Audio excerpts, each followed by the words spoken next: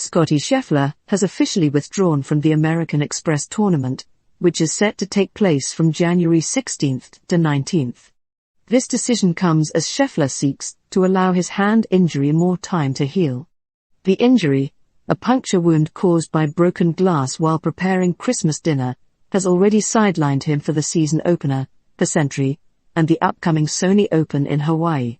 In a statement, Scheffler said, "After consulting with my medical team, I have made the decision to withdraw from next week's American Express tournament to give my injury more time to heal."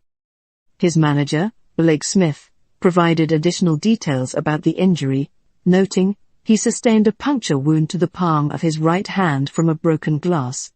Smith also shared some positive news about Scheffler's recovery timeline, stating, he has been told that he should be back to 100% in 3 to 4 weeks.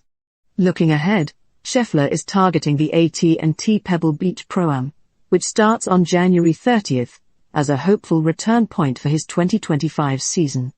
It's a cautious yet optimistic approach as he prioritizes his health and readiness for the challenges ahead.